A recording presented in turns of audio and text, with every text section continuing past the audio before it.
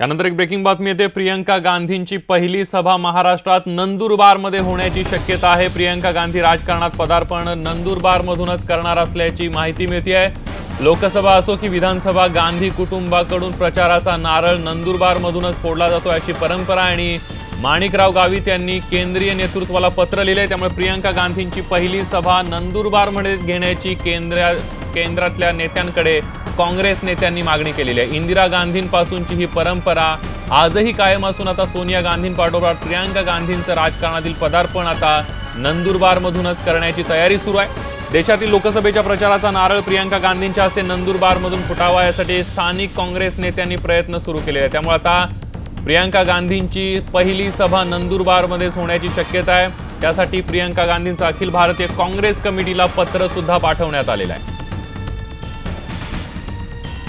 अधिक माहिती घेऊयात। सागर कुलकर्णी आपले प्रतिनिधी आपल्या सोबत आहेत। सागर, प्रियंका गांधींचा राजकारणातला श्री गणेश आपण बघतोय, सक्रिय राजकारणातला खरं तर नंदुरबारमधूनच होण्याची शक्यता आहे। त्यांची पहिली सभा नंदुरबारमध्ये होण्याची दाट शक्यता आहे। काय सांगाल या सगळ्याबद्दल? जर पाहिलं आपण तर लोकसभेचा कोणताही प्रचाराचा नारळ महाराष्ट्रामध्ये असो किंवा देशामध्ये असो, त्याची सुरुवात जी आहे ती नंदुरबार या मतदारसंघातून काँग्रेसच्या माध्यमातून केली गेलेली आहे। यापूर्वी याच मतदारसंघातून सोनिया गांधी, जे काँग्रेसचे गेले 10 ते 15 वर्ष संपूर्ण सर्वेसर्वा असं मानले जातात, त्यांनी देखील याच मतदारसंघामधून प्रचाराचा नारळ फोडलेला आहे। नंदुरबार जर मतदारसंघ पाहिला तर गेले 6 ते 7 टर्म लोकसभेच्या मतदारसंघामध्ये या ठिकाणी गावित हे वारंवार विजयी झालेले दिसून येतात। त्यांना केंद्रीय मंत्रिपदाची देखील धुरा देण्यात आली होती। आणि सगळ्यात महत्त्वाची गोष्ट म्हणजे नंदुरबार मतदारसंघ हा आदिवासी बहुल मतदारसंघ आहे। या भागामध्ये आदिवासी मतदार जास्त आहेत। काँग्रेसचा एक पारंपरिक मतदार म्हणून या मतदारसंघाकडे बघितलं जातं।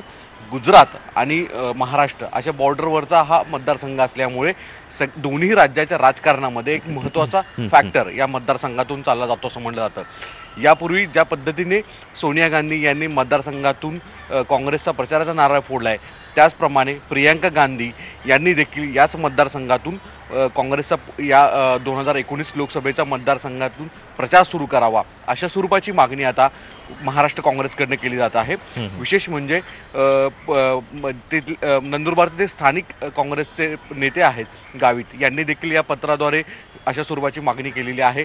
महाराष्ट्र प्रदेश काँग्रेसच्या वतीने देखील तोंडी राहुल गांधी जे आहेत काँग्रेसचे अध्यक्ष, यांना देखील मागणी केलेली आहे की पुढच्या काळामध्ये प्रियंका गांधी यांची सभा जी आहे ती नंदुरबार लोकसभा मतदारसंघातून सुरुवात केली जावी आणि प्रचाराचा नारळ फोडला जावा।